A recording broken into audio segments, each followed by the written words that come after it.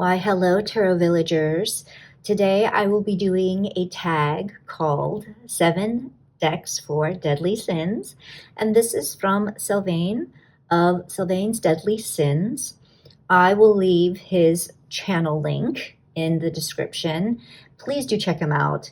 He is such a lovely person. I think he has a fantastic sense of humor, and I could listen to him talk all day. Like, beautiful accent. Let's begin with this tag. We have decks that represent each of the deadly sins, and the first sin being pride, a deck you purchased or use for flexing. I have not ever purchased a deck solely for the sake of flexing, but one deck that I could feasibly use for flexing would be the Dame Fortune's Wheel Tarot by Paul Hewson. This is a deck that combines different traditions. So we have Atea and French and Italian traditions, Marseille. And so, yeah, I could see myself flexing with this deck. You know, look at me using this historical looking deck and shit. You know, look at me being all occultist and esoteric and old school. So yeah, I think this is about as close as I could come. I think this is flex material. The next one is Greed, a deck you don't share with anyone or only use for yourself. So I have a couple here. The first one being my deck, and it's not that I don't know, it's personal, obviously, because this is a deck that I made for myself. But, and I haven't used it actually to read for anybody but myself, and I can't foresee myself doing so, because typically when I read for people, I use non-pip or like fully illustrated scenic decks, because I figure it's something more for the querent to look at as opposed to just pips. But yeah, this is one that I use for myself all the time for obvious reasons. And this is the Inspired Soul Tarot. Another deck that I would use only for myself is the Spirit Keeper's Tarot, the Revelation Edition. I just feel like, I don't know, I feel precious about this deck. I foresee this being one that I will do a deep study with. I've already begun kind of like a daily study process of getting to know each of the cards. So I just do not foresee using this one for other people. This just feels a little too, I don't know, this just feels a little too sacred to me. So this is a deck that I choose to keep as a deck that I will use only for myself. The next sin is Wrath, a deck you're angry at, and that would be the Antique Anatomy Tarot. And the only reason I am angry with this deck is that the cardstock has cut me, like literally cut me. It's a sharp cardstock, and this is the edition that's the improved cardstock. And so it is very stiff and hard for me to shuffle. Even when I break them into smaller batches, I have a hard time. I have a hard time with overhand shuffling. It's just like a sharp deck. And so I love everything else about it. I think it's beautiful. And I feel like I would have used it a lot more had it not been for the fact that this deck literally injured me. Well, I'm being overdramatic, but you know, I was a little pissy about it. But now that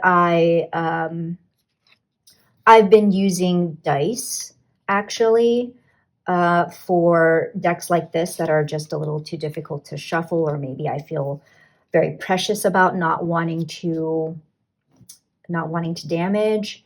And there has been a request for me to do a video on that. So on how I use dice for my tarot, and it's nothing innovative. It's nothing complicated, but I will have a quick video of that up sometime soon. But in any case, yeah, so I was angry at this deck because of its cardstock. The next sin is envy, a deck you wanted because other people have it. The closest thing that comes to mind for this would be the Moon Baby Tarot. And the reason is that, well, first of all, the only reason I didn't back this deck on Kickstarter is because I mistakenly thought that the cardstock was going to be too thick for my liking. But then when I discovered that the cardstock is indeed very usable and pragmatic, I pre-ordered it right away because this is the closest I'm ever going to get to the hoi polloi. In terms of traditional style RWS, nothing has really appealed to me as much as the hoi polloi, but being as that's an out-of-print deck, I know that they go for crazy prices, so I just always assumed that was never going to be in the stars for me to get a deck like that. But this is a recoloring of the deck. I love it.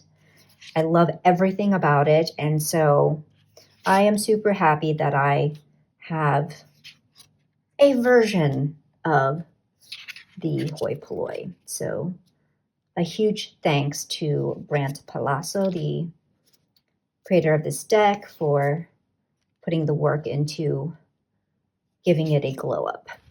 Another deck that I would put in the envy category is not a tarot deck, but it is a yoga-based deck called Do Yoga Anywhere. And I originally saw this on Bee's channel, the Cali Sunflower, and I thought it was just such a neat concept. It's by the same creator as the Luna Soul Tarot, which I love. And I have a rocky relationship with yoga. And so I think it's more that I envy the people who love yoga because I want to love yoga, but I've been to yoga classes, and I just haven't been able to stick with any kind of routine or practice, despite knowing that yoga is great for the body, great for the mind.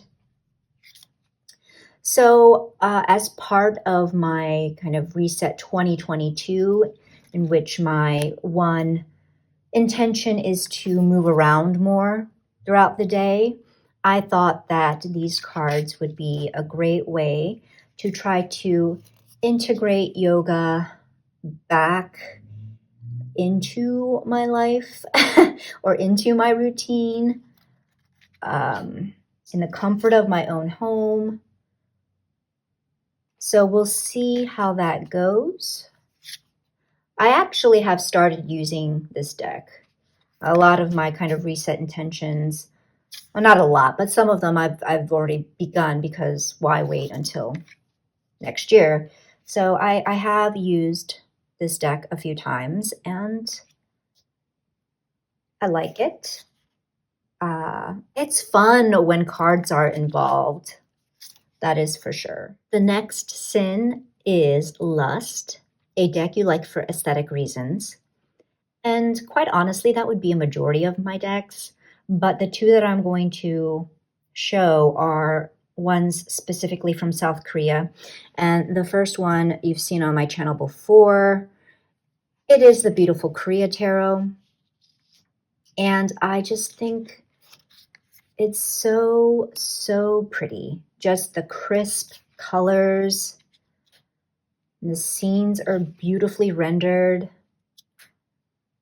I love looking at the characters' faces. I love that this deck kind of deviates a little bit from kind of traditional RWS imagery, like this Three of Swords. I love it, actually. So yeah, this is it's just really beautiful. So that was a deck that was generously gifted, and this next one is a deck that Derek John Thomas of the Hanged Man and the Moon helped me to purchase because he lives in South Korea, and that is the Tarot card, or Tarot of the Heart. And this is a Marseille-inspired deck. And I will say that these are some of the most beautiful pips that I've seen, in my opinion. So here we have the batons. I just love the floral design here, the floral accents. Here are the swords. Here are the cups. And coins.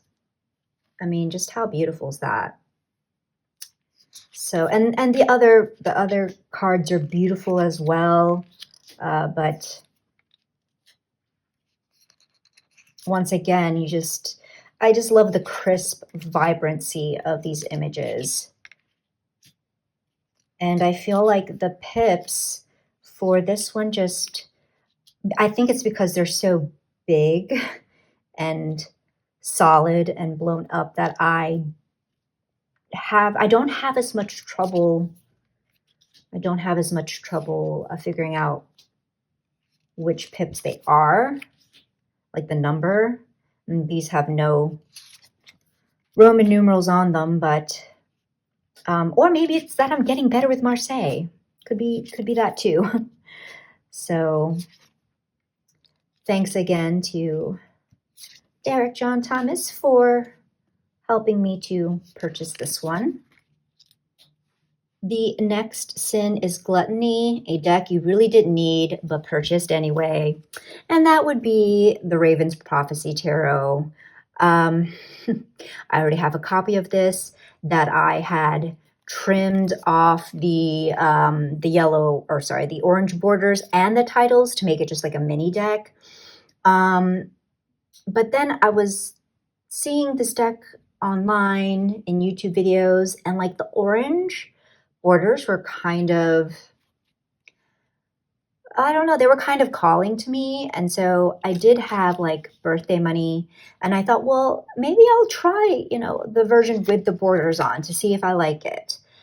And so I got another copy, and as you can see, I did not like it. So what I decided to do for this modification was to just trim a little bit so that I kept the backs pretty uniform, because this deck is a bitch to modify. But anyway, and then I colored the rest of the borders in with a paint marker. So, and it's not perfect, and you can see it's already starting to chip off, which I don't mind. I don't mind the look of that. So yeah, the orange didn't quite work out for me. That's okay. So I have this copy, which is nice to have like more of a full-size copy with the actual titles on them. So, but yes, a very, very unnecessary, gluttonous purchase. The final prompt is Sloth, a deck you use when you feel lazy. And the deck that came to mind is actually in tile form, and that is the Simplicity Tarot. So the Simplicity Tarot is by Emily Munoz, I believe, and these were created in collaboration with Jamie Sawyer. And so I have them back in the box because I've been taking a break from them. But the reason I would say that this is my lazy deck is because if I am literally too lazy to shuffle, I can just throw these in a bag. So I have this large bag here. Oops. And I throw them all in this bag, and you can just lazily kind of mix the bag around and pull the tiles. And because this is, in essence, a clone, an RWS clone, the images are very familiar. It doesn't take a lot of brain power. And they're just fun to use. Thank you to Sylvain for such a fun tag. I would love to hear what the decks you would choose for the 7 Deadly Sins are, so drop a comment below or post a VR to your social media platform of choice. And until the next time, much love and take care.